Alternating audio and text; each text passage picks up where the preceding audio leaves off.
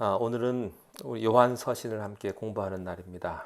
오늘은 요한일서 4장 12절 말씀부터 16절까지의 말씀을 함께 나눕니다. 어느 때나 하나님을 본 사람이 없으되 만일 우리가 서로 사랑하면 하나님이 우리 안에 거하시고 그의 사랑이 우리 안에 온전히 이루어지느니라. 그의 성령을 우리에게 주심으로 우리가 그 안에 거하고 그가 우리 안에 거하시는 줄을 아느니라. 아버지가 아들을 세상에 구주로 보내신 것을 우리가 보았고 또 증언하노니 누구든지 예수를 하나님의 아들이라 시인하면 하나님이 그의 안에 거하시고 그도 하나님 안에 거하느니라. 하나님이 우리를 사랑하시는 사랑을 우리가 알고 믿었으니 하나님은 사랑이시라. 사랑 안에 거하는 자는 하나님 안에 거하고 하나님도 그의 안에 거하시느니라. 아멘. 오늘 우리가 살고 있는 이 시대는 지식의 대홍수 시대라고 할 만큼 모든 분야에 있어서 획기적이며 경이적인 지식의 축적이 이루어지고 있습니다. 특별히 컴퓨터의 등장으로 과거의 10년은 앞으로 1년에 불과하며 100년의 과거는 앞으로의 1년에 불과하게 될지도 모르겠습니다. 그리고 앞으로 이런 속도는 더욱 빨라질 것입니다. 수술을 요즘에는 사람이 하지 않고 로봇가 하기도 하고 그런 인공 로봇이 많이 나왔습니다. 골프를 치는 로봇도 있고요. 바둑과 체스를 두는 로봇도 있습니다. 뿐만 아니라 대부분의 공장은 이제 인간에게서 기계로 넘어가고 있습니다. 자동차도 마찬가지입니다. 운전도 사람이 하는 것이 아니라 오토파일럿이나 이런 시스템이 나와서 자동차가 인공지능으로 운전을 해주는 그런 시대를 우리가 지나가고 있습니다. 결국 인간이 만들어 놓은 이 지식을 따라가지 못할 것입니다. 길을 찾아가는 것, 그리고 전화번호를 외우는 것은 벌써 옛날 일이 되어 버렸습니다. 그러나 이 세상 지식에 비해서 인간이 하나님에 대한 지식은 그 반대로 유치하고 또 원시적인 단계에서 벗어나지 못하고 있다는 사실입니다. 잠언 9장 10절에 여호와를 경외하는 것이 지혜의 근본이요 거룩한 자를 아는 것이 명철이니라 라고 말씀하신 것을 생각해 보면 인간은 과연 하나님에 대해서 얼마나 많은 생각을 하고 또 하나님을 얼마나 인간들이 알고 있는가 하는 문제에 대해서는 절망할 수밖에 없습니다. 저는 우리 교회 성도분들 여러분들에게도 이런 질문을 드리고 싶습니다. 하나님을 여러분은 얼마나 안다고 생각을 하십니까? 하나님하고 오늘 아침에 대화해 보셨습니까? 여러분 하나님의 속성에 대해서 묵상해 보셨습니까? 그리고 그 하나님을 실제로 여러분이 체험하셨습니까? 하나님이 인간을 만들 때 그 코에 생기를 불어넣었다고 말했는데 이것은 무슨 뜻일까요? 인간이 숨을 쉰다 이 말은 하나님의 생기, 하나님을 숨쉰다는 말입니다. 그러니까 호흡을 계속해서 우리가 해야만 사는 것처럼 하나님을 계속해서 숨쉬는 것입니다. 순간순간 하나님을 의식하고 하나님을 의지하고 찬양하면서 동행하는 것이 바로 우리가 호흡한다고 하는 뜻입니다. 우리가 하나님을 숨쉬고 있었을 때 하나님은 저 멀리 계시는 분이 아니라 바로 내 호흡과 같이 내 삶의 하나의 근거요 전부인데 이 하나님을 숨쉬고 있다고 하면 결코 우리는 어두움 속에 거하거나 또 마귀가 우리를 엄습하지 못할 것입니다. 참으로 하나님을 아는 사람에게는 그에게 하나님의 영광과 능력이 그 사람에게 있는 것을 발견하게 될 것입니다. 정말 우리가 하나님을 깊이 안다면 하나님의 그 놀라운 그 위대한 그 하나님의 마음이 우리에게 임재할 것입니다.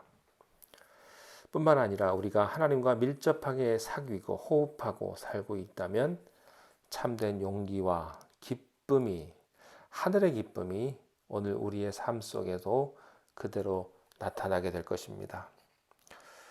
오늘 성경 본문을 보면 하나님은 어떤 분인가를, 그 대표적인 속성 하나를 우리들에게 소개해 주고 있습니다.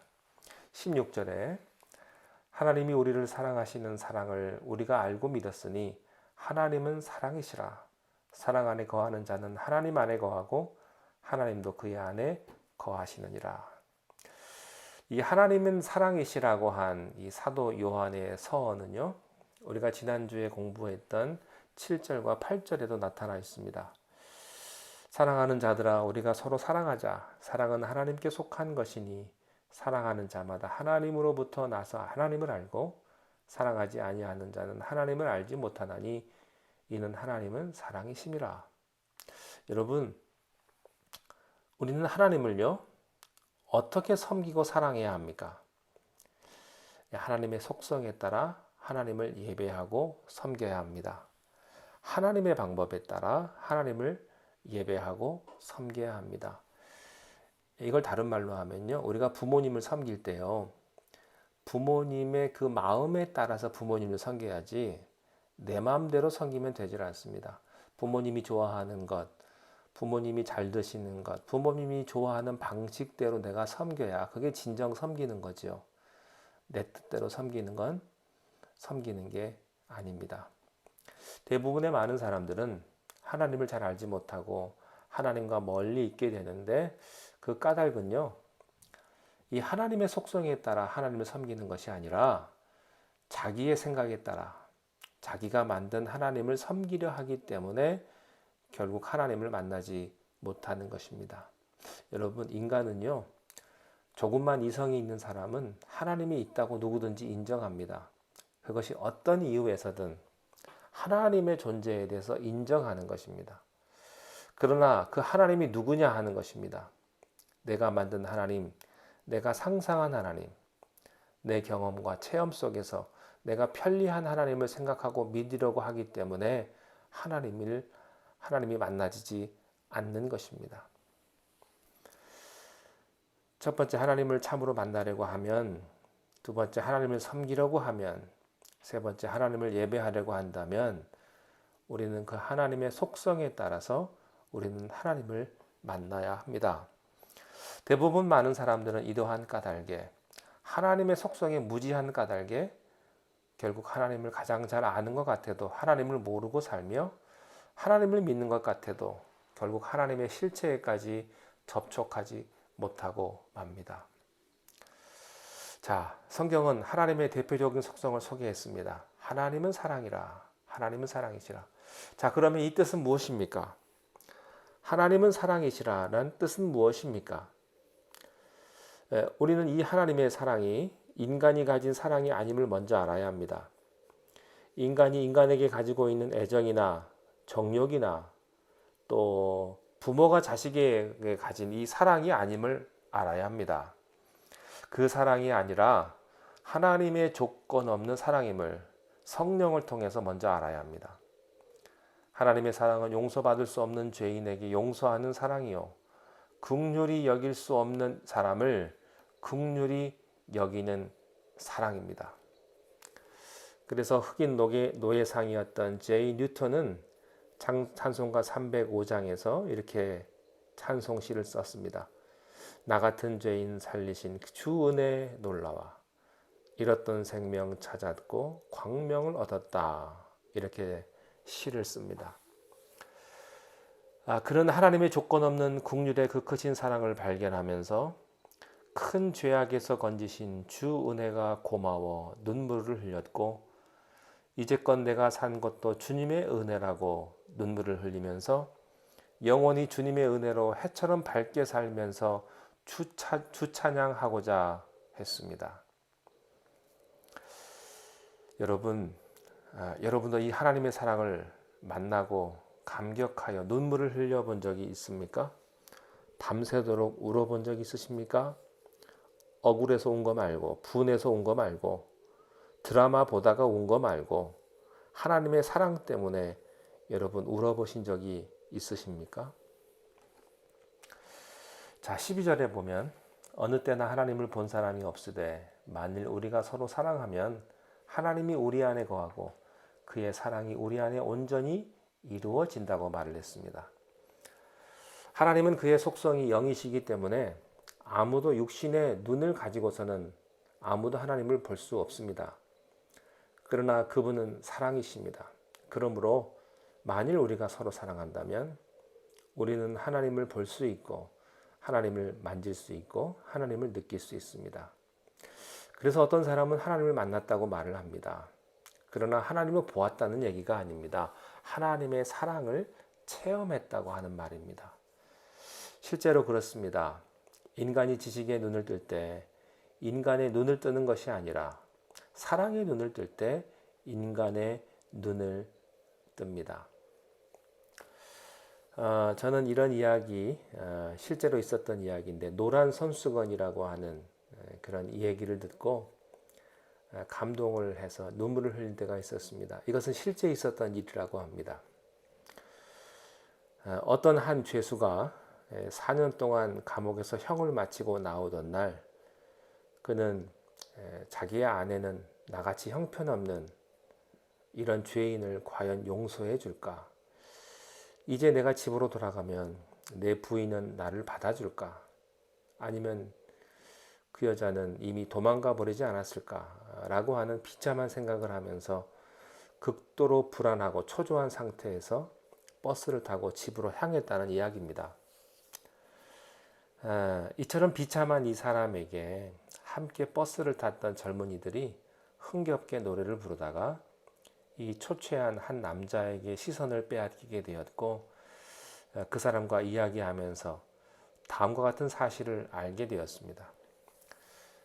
그는 감옥에서 나오기 전에 아내에게 다음과 같은 편지를 썼다고 합니다. 만약에 당신이 나를 용서해 준다면, 만약에 당신이 나를 다시 받아준다면 우리 집 앞에 나무가 하나 있는데 거기에 용서의 표시로 노란 손수건 하나를 걸어주시오. 내가 버스를 타고 지나갈 때 노란 손수건이 보이면 나는 집으로 들어갈 것이고 그것이 보이지 않으면 나는 그냥 지나가겠어. 이 버스가 집 앞에 가까이 오게 되었을 때 이 소식을 들은 많은 사람들은 긴장하게 되었고 이 남자는 밖을 쳐다보지 못했습니다. 어떻게 그걸 볼 수 있겠습니까? 걱정 속에 볼 수가 없었습니다. 그 상황에서 그 버스 속에서 갑자기 환호성이 터졌습니다.